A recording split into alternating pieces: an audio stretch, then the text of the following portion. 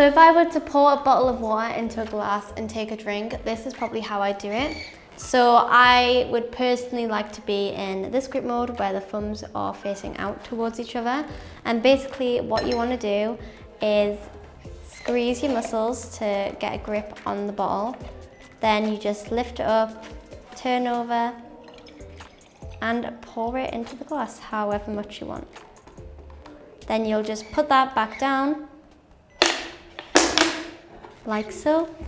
And to take a sip of water, you could just turn the wrist so that you could get it easier.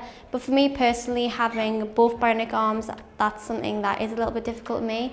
So if you're like me and you're missing two hands, then it may be easier and you may have to just kind of lean over a bit,